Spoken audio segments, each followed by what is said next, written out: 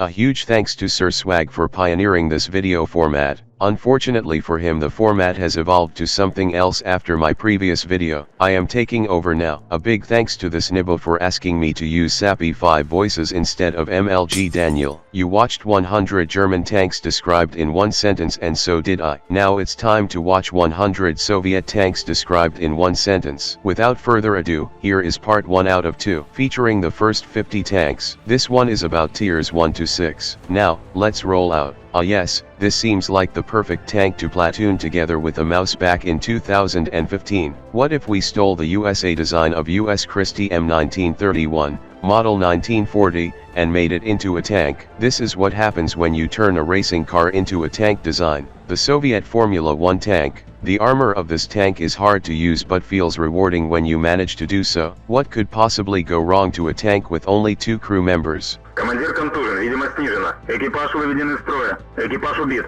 What if we stole a British tank design of the UK Vickers Mark E tank and made it into a Soviet tank? Ta-da, T-26 has been born. Let us make a tank that has armor. I got a better idea. Let us make a tank that has armor only against automatic cannons. Colleague Yuri, in what nation should we place this British Tetrarch tank? I know Dmitry, it's clearly a Soviet tank because a couple of copies got lend-leased to the USSR. LMAO, ah yes, Soviet simplicity. The box tanks are the best tanks. The other shapes would promote anti-socialism too much. What if we took the MS-1, but made it an artillery that can literally strike over 90-degree building walls? Balance achieved. LMAO, nicknamed the Flying Saucer, this tank can indeed fly, but unfortunately, it's not a saucer. Despite this tank being nicknamed, learn to play. It doesn't do anything to teach the player about anything. What if we took the M3 Stuart from the Americans, made it bad, gave it special matchmaking and painted it in a different color? Now it's a proper Soviet tank. As the best player of the M3 Lite on the EU server, I don't think anyone has nor the mental capacity nor the mental damage to oppose me. The player base hates artillery, so let's put an artillery gun on a tank with a turret. Massive LMAO. Also, let's make this gift tank cost only 5 gold so the players couldn't even sell it for decent profit. Massive LMAO times 2. Fun fact. The Soviet engineers were trying to make a tank that could float above water. Wargaming saw the science fiction of the Soviet engineers and thanked them for a new low-tier gift tank design. The BT-5 was one of the Red Army's main tanks before the war. Only a war had to start before they realized that this tank was a pile of garbage. This tank can easily be nicknamed the KV-1 of Tier 3. That's the exact feeling you get when playing it. Tanks that can shoot faster than they aim sound cool until you realize you miss almost all your shots and it costs you credits to kill the ground. Colleague Piotr, can I copy your homework? Sure, just don't make it look too similar to my T-60. T-29. This American Tier 7 heavy tank.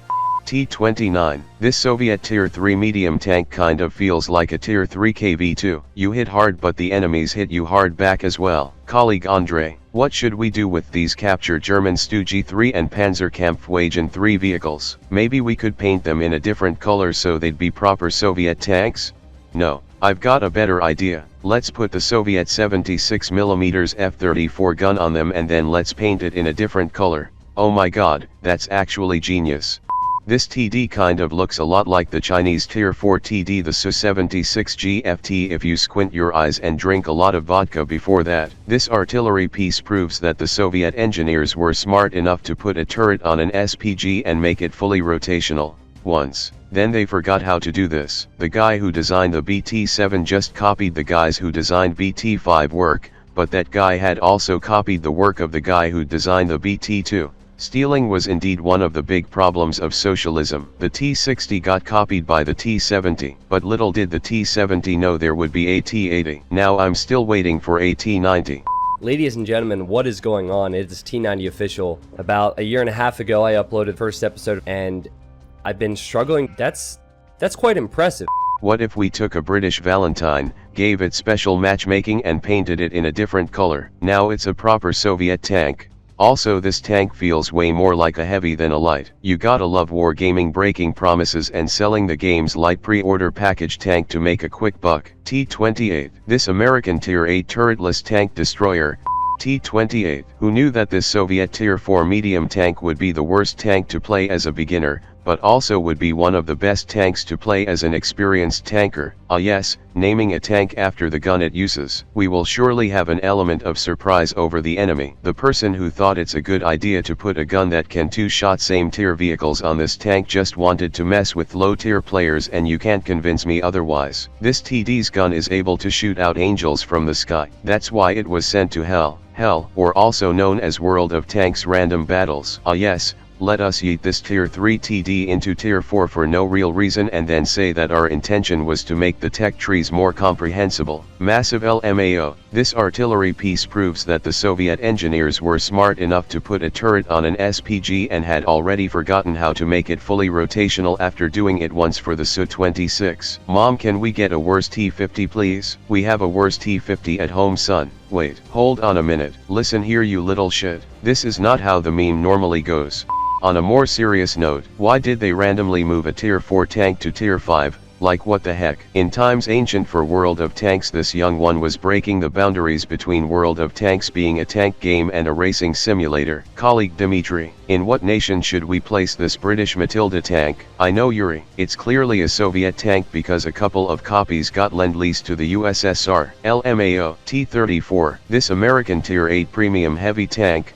The Soviet T-34, the tank, the myth, the legend. This tank proves that if you spam enough of the same cheap unit in a RTS game, you can eventually overwhelm your opponent. If Star Wars has clones, then the Soviets have T-34s. What if we took the most iconic Soviet tank ever and made its turret a square? LMAO. The Mad Lads actually did it. No idea why though. Colleagues Dimitri and Yuri, in what nation should we place this British Churchill tank? I know, Boris. It's clearly a Soviet tank because a couple of copies got lend-leased to the USSR. LMAO. Like, I literally have to wonder how half of the British tech tree didn't end up as USSR tanks at this rate. The first big daddy of Soviet heavy tanks. Beginners use the 122mm U-11 gun on this tank. Adept players instead prefer the 85mm F-30 gun. But real legends know and harness the full power of losing 500,000 credits per battle with the 57mm project gun. What if we made the already strong KV-1 even stronger and slapped on preferential matchmaking? Ah yes, balance achieved. What if we took the KV-220-2 and put the words beta test behind it to make a couple of hundred players feel way cooler than all the other KV-220-2 playing plebs? LOL. While the other nations were trying new ways to improve the mobility of their TDs, the Soviets were just like, screw it, let's try to make TDs closer to being heavy tanks without a turret. Same story as the Su-76I, but for some reason, in addition to having an accurate gun stolen from the Germans, this TD also deserved preferential matchmaking? Question mark. Okay, so you're telling me that between two tiers of artillery the Soviet engineers not only forgot how to make a fully rotational turret,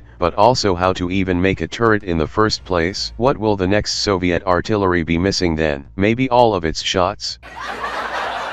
Wargaming wanted to replace the race car tank known as T-50-2 with another race car tank that didn't break the physics of the game as much, and for some reason the players felt really disappointed, although this is quite an amazing tank for active scouting. Question mark. The T-50 celebrity Big Brother? No really. If you Google T-50, only images with this tank come up. Wargaming probably still think that giving this tank to players who have only 1,000 battles since 2012 for their dedication and support to the game was a good idea. The British had Cromwells. The Soviets had A-43s, which is precisely the reason why the British needed to lend-lease a whole bunch of tanks to the Soviets when the war began. Who knew that the T-34 would be so good that they would decide to make a whole 85 episodes about it? Colleague Anatoly, what if we took the Soviet T-34-85 but made it a bit better so we could sell it as a premium tank to increase the pay-to-win factor of the game? Sounds like a plan. What if we took an American Sherman, named it after some random Russian dude and painted it in a different color? Now it's a proper Soviet tank.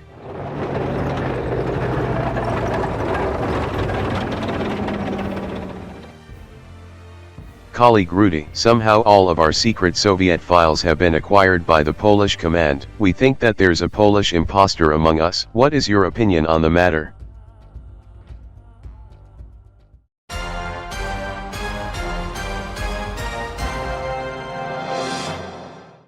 Option A, show USSR passport. Option B, blame one of the tanks painted in a different color. Option C, Let Churik answer. Option D, swap nationalities and pretend you're a local. The KV-1 Sport is so agile that it goes from Tier 6 to Tier 5 and then back from Tier 5 to Tier 6. Indeed, a fast sport tank that goes brum brum. This tank tried to be the cooler KV-1S, but all it ever did was steal the bad player statistics of the KV-1S made from 2012 to 2015. Massive LOL.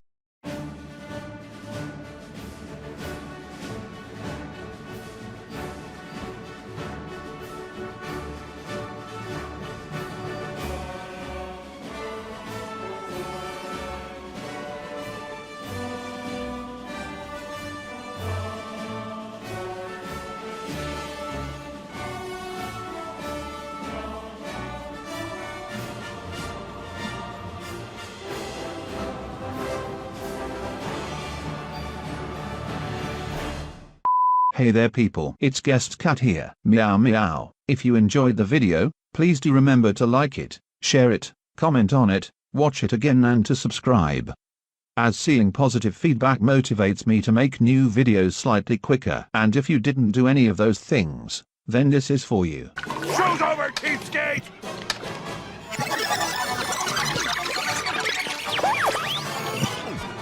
Also for the upcoming Tank Brawl mode you can try to catch me live on Twitch TV Quest 273, where I do indeed play completely normal games.